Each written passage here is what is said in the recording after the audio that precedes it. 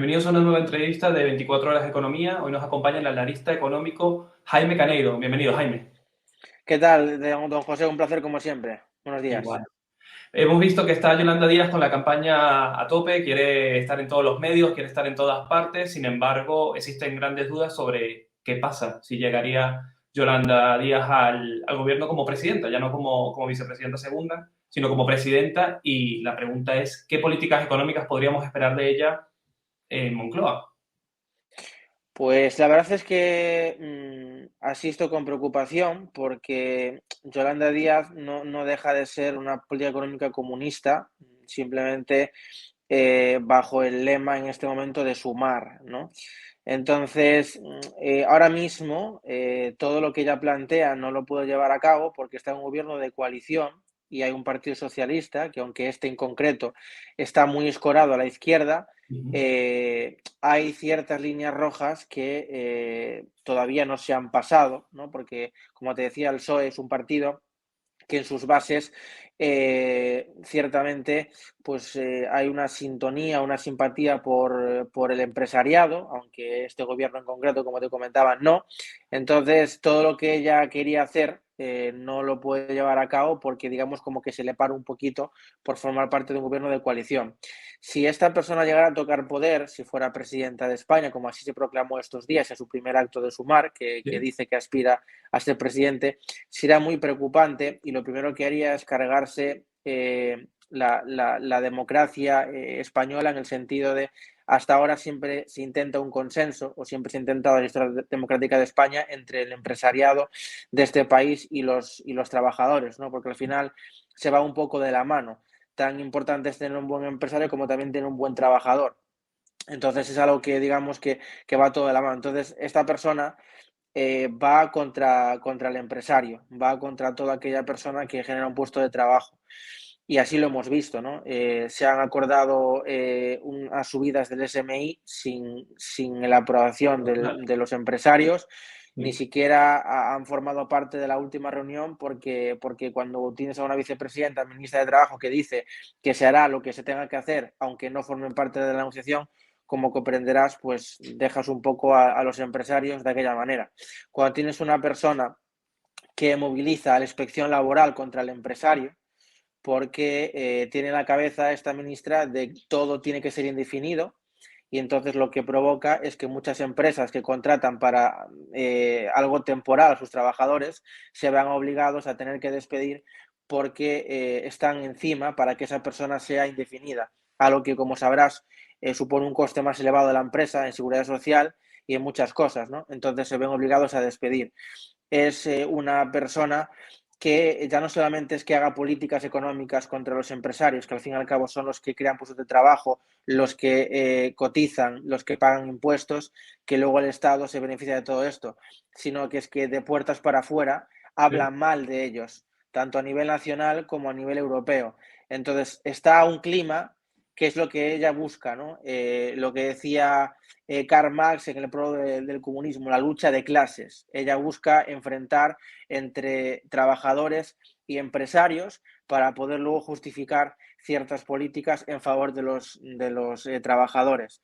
Entonces, es preocupante si esta persona llega a la política, ¿no? Yo la conozco muy bien porque aparte es Sí. ferrolana, estuvo toda la vida en la política de Ferrol, en la política gallega.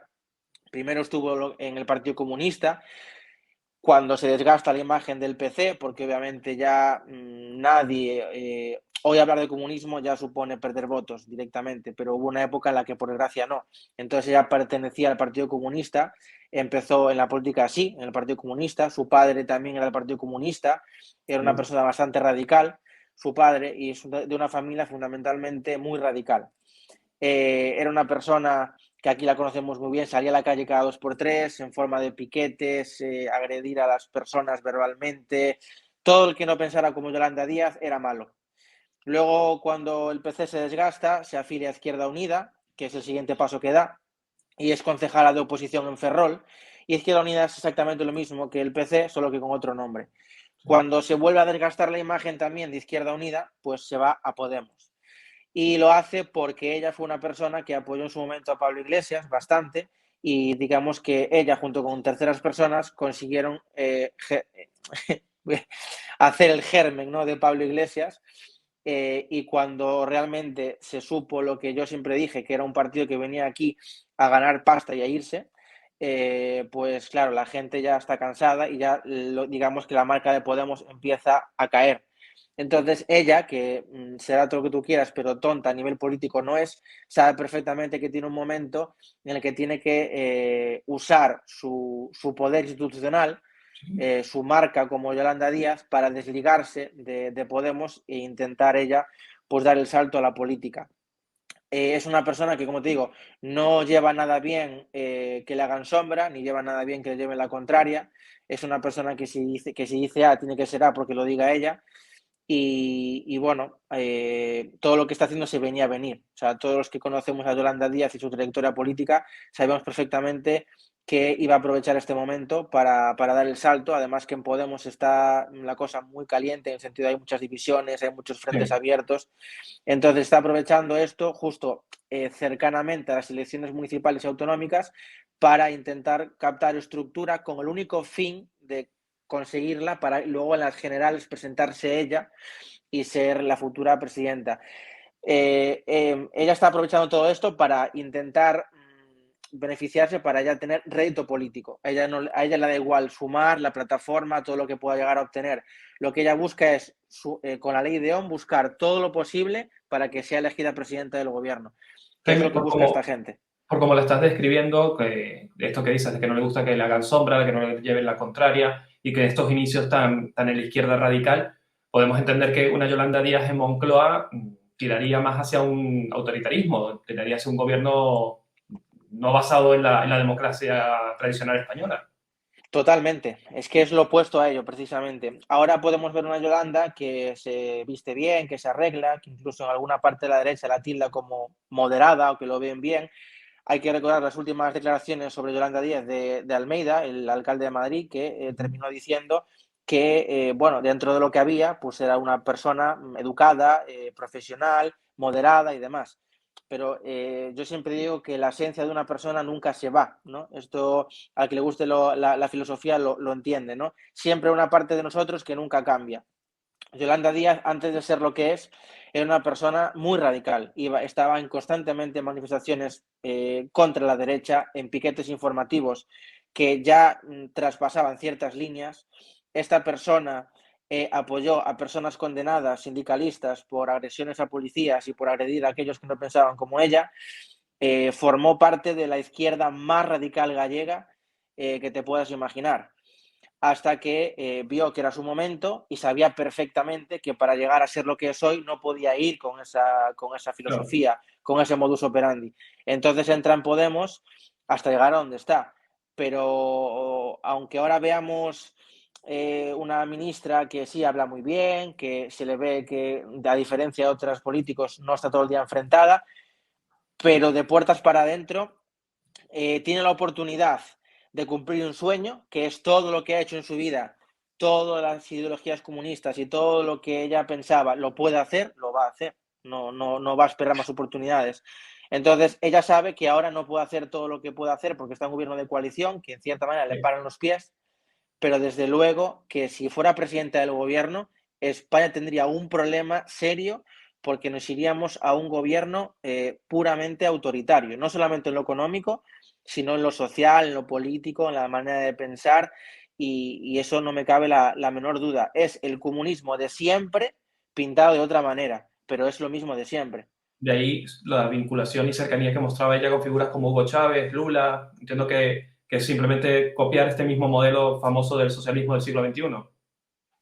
Por supuesto, cuando toda tu vida apoyas este tipo de regímenes, cuando sueñas en algún momento con llegar al poder, por supuesto que cuando llegas lo vas a hacer. Eso no me cabe la menor duda. Entonces, estas elecciones son muy importantes porque yo voy a dar mi opinión. Yo me considero una persona de derechas, lo he sido toda mi vida, y me preocupa que esta gente vuelva a gobernar otra vez, 4 años más, pero más me preocupa que adquiera más fuerza esta gente y que no le quede a algunos más remedio que aceptarlo, ¿no?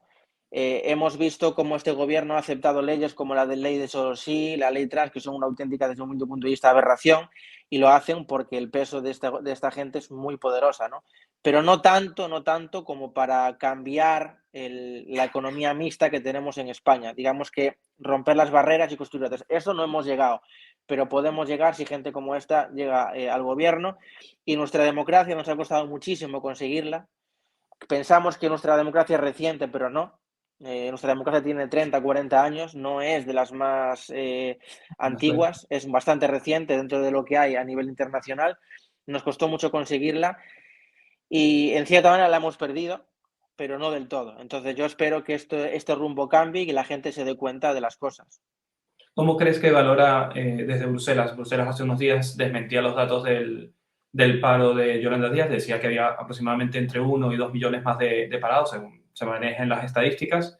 Y bueno, está todo el tema de la corrupción y vemos que cómo te puedes fiar de una vicepresidenta segunda que maneja o maquilla las cifras y que luego anuncia ser candidata con la promesa de mejorar el dato o mejorar la situación del empleo, siendo ella misma la ministra de Trabajo.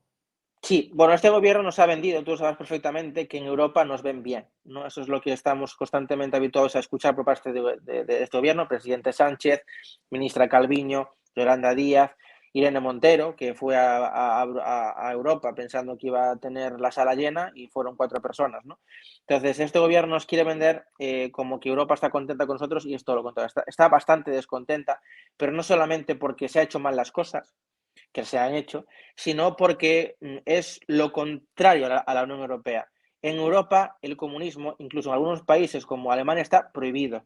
No se lleva nada bien el comunismo, porque Europa nace precisamente para generar libertades, una unión económica en la que se pueda circular libremente. El comunismo es lo contrario a la esencia de la Unión Europea. Entonces, como comprenderás, Europa no está nada contento con que existan en España, que es un país importante en la Unión Europea, con el que cuentan, pese a que ahora mismo estamos un poquito mal económicamente, pues nada bien que existan este tipo de personas, ¿no? El tema del desempleo, a Yolanda Díaz se le desmonta muy fácilmente porque precisamente los datos que están publicados en el INE, que los puede ver cualquier ciudadano español, que es un órgano que no se caracteriza por ser de derechas porque pertenece y va directamente del gobierno, no le da la razón.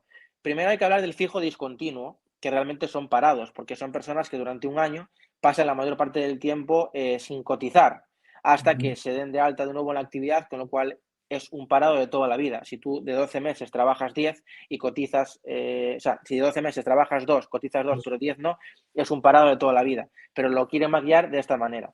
Hay que recordar que aún hay todavía números de ERTE importantes que venimos de la pandemia, que esto, el mecanismo del empleo los contabilizan como no ocupados. Es decir, esos son, digamos que, personas que ni están activas ni están desocupadas, no forman parte, ¿vale? Se considera en búsqueda activa de empleo y eso no forma parte del desempleo, ¿no? Entonces, los datos son bastante alarmantes y ese 1,2, 1,5 que habla Europa es precisamente por esta figura que solamente está en España de fijo discontinuo. En los otros países no, en los otros países tú cotizas, eres una persona empleada. Tú no cotizas, eres un desempleado. Esto de fijo discontinuo, no. Y además, es un gobierno que está dañando mucho al paro juvenil. Desde que llegó este gobierno a la Moncloa en el 2015, el paro juvenil se ha incrementado, están en los datos. De una franja de edad, te hablo de memoria, de 18 a 20 y pico de años se ha incrementado considerablemente, de 21 a 24 también, o sea, hay un incremento significativo en la tasa de desempleo juvenil. Y lo más importante, este gobierno que habla siempre de feminismo, la tasa de desempleo de los desempleados ha incrementado más las mujeres que los hombres. El porcentaje de desempleados es más elevado en las mujeres que en los hombres, con lo cual no hay por dónde coger esto, ¿no? Entonces, obviamente, Europa está preocupada, lógicamente. Aparte, es un gobierno que ha falseado los fondos europeos, que lo pagamos todos los españoles, así como el conjunto de la Unión Europea, y solamente han podido justificar el 10% del total de los fondos, que se dice pronto, o sea, del 100% de los fondos ejecutados, solo es capaz de este gobierno de justificar el 10%. ¿Dónde está el 90%? Y eso es un problema frente a la credibilidad como nación frente a la Unión Europea, ¿no? Porque si nos ayudan y no somos capaces de gestionar correctamente la ayuda, pues te podrás imaginar, querido José Antonio, que en el futuro, si España a lo mejor necesita algo, pues se pensarán 2 veces o 3 volver a Claro. ayudar a España, ¿no? Es un sinsentido, ¿no? No se cumple el déficit, se aprueba una reforma de pensiones que con revisión a 3 años, con lo cual el que llegue en 3 años tendrá que volver a revisar todo y probablemente esté mal porque son cálculos hechos incorrectos.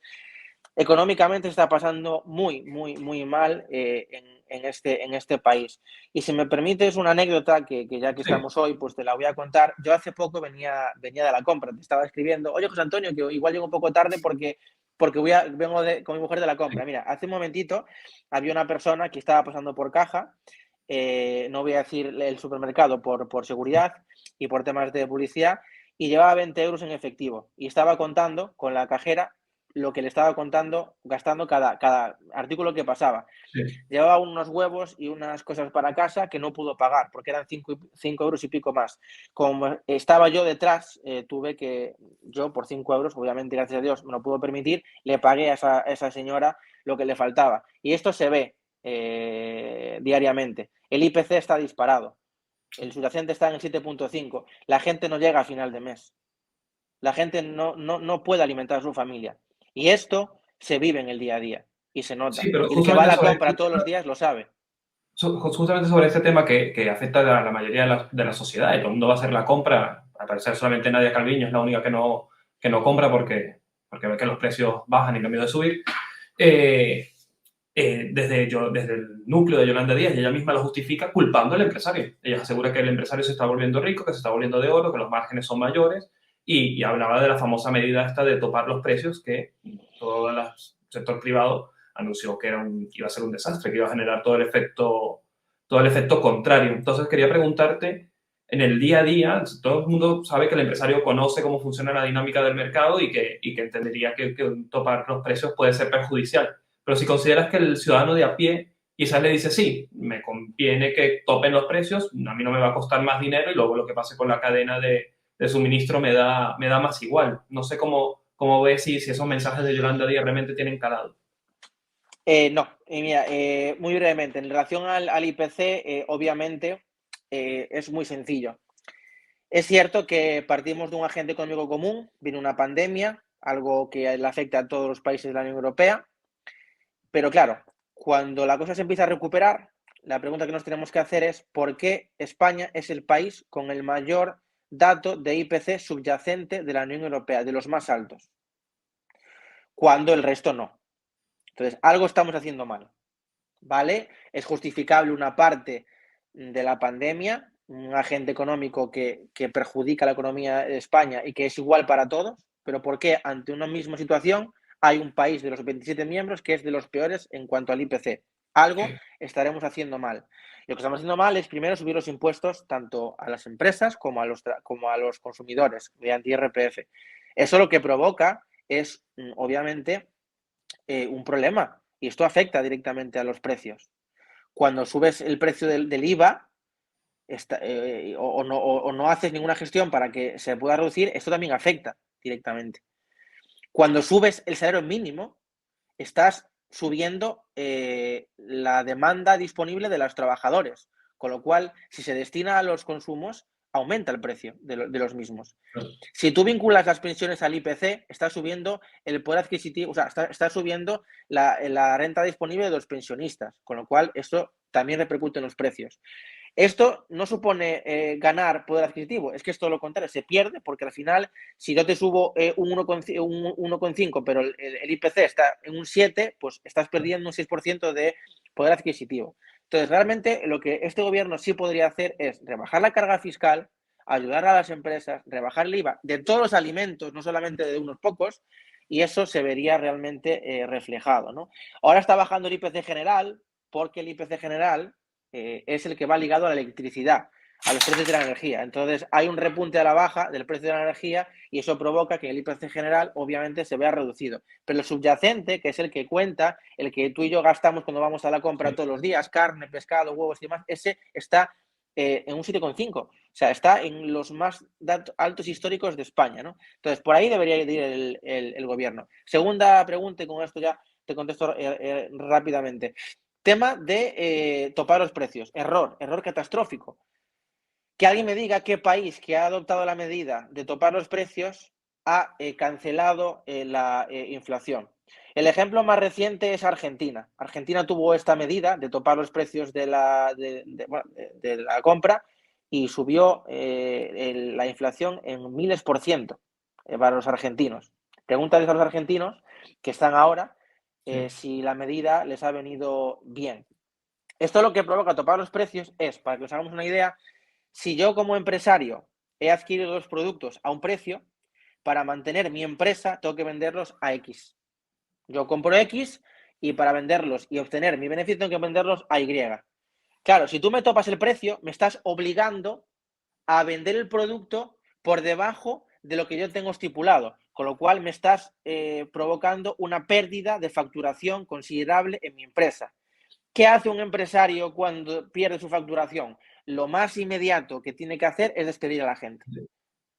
Porque yo tengo que seguir pagando proveedores, tengo que seguir pagando mi local, tengo que seguir pagando mi luz, mi agua, todo lo necesario para producir. Con lo cual, lo único que puedo quitarme del medio es a algún empleado. Y esto lo que provoca, primero, es que los precios no se van a ver reflejados, o sea, no va a haber una bajada sustancialmente de los precios y va a afectar al empleo. Va a haber más empleo, con lo cual entras en un círculo virtuoso negativo que no viene nada bien. Y aparte, es ilegal. Tú no puedes obligar a una empresa en la Unión Europea, si tú coges la Unión Europea, los estatutos, tú no puedes obligar a ningún empresario a poner el precio que marca el Estado. Tú puedes recomendar y salir públicamente a decir, mira, yo considero que hay que hacer un esfuerzo, vamos a ver cómo podemos hacer, pero llegar y decir, esto ahora mismo los huevos valen 5 euros porque lo digo yo, eso es ilegal en Europa y gracias a Dios, porque es lo que te decía antes con Yolanda Díaz. Si esta gente llega al gobierno y no estuviéramos en la Unión Europea, ten por seguro que todo esto se haría en España. Y nos iríamos directamente a la ruina, porque no hay ni un solo país en la historia económica del mundo que haya tomado esta medida y haya sido beneficioso para, para los ciudadanos. Ninguno. Te quería hacer dos preguntas muy breves sobre Sí. el plan posible de Yolanda Díaz. Es verdad que todavía su programa económico se da por conocer. Sin embargo, hoy en una entrevista en Televisión Española ya adelantó de que quería llevar la ley de vivienda al siguiente nivel. Estamos hablando de una ley que, aunque todavía no se ha aprobado, ya ha generado fuga de propietarios, aumento del precio del alquiler y que los expertos aseguran que si se lanza, esta tendencia va a ser peor, pero que también estimula la ocupación ilegal. Entonces, quería preguntarte dos puntos muy sencillos. El primero es, ¿qué podemos esperar de la nueva ley de viviendas impulsada por Yolanda Díaz si llega a Moncloa? Y segundo, si consideras, con este carácter autoritario que ha venido mostrando y este odio o este choque con la empresa privada y con el sector privado, si consideras que las expropiaciones, tanto a propiedades como a empresas, podrían llegar a ser un factor determinante en el momento de querer controlar los precios o un sector en determinado. Antonio, la primera no puedo estar más de acuerdo contigo porque es una pregunta que ya prácticamente la contestas tú porque estoy contigo plenamente de acuerdo. En primer lugar, lo de la ley de vivienda es un disparate porque para un gobierno es mucho más fácil hacer este tipo de leyes que realmente invertir en viviendas de protección oficial. Si realmente un gobierno quiere apoyar a los jóvenes a tener su primera casa o a la gente con necesidades, lo que tiene que hacer es hacer un plan presupuestario para construir vivienda pública y darle un cobijo a toda esa gente. Y con eso, con un aumento de vivienda pública, lo que podrías provocar es un aumento de la oferta y por tanto podrías, en cierta manera, regular la demanda y por consiguiente podrías llegar a regular los precios de los alquileres de forma genérica. Eso es una cosa que, por ejemplo, hizo la Comunidad de Madrid muy acertadamente, que es una ayuda económica a los jóvenes para poder adquirir su primera vivienda y hay un paquete de medidas para construir vivienda pública en la Comunidad de Madrid. Eso es lo que realmente solucionaría la medida, digamos, como parche y como medida más cortoplacista en ese tema, ¿no?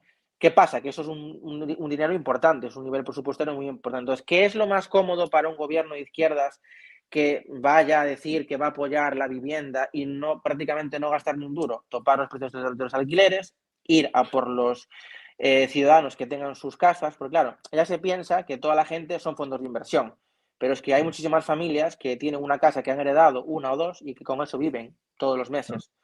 Entonces, claro, si tú lo que haces es topar en los precios cuando la vida está siendo más cara, pues como comprenderás, es un problema para esa persona.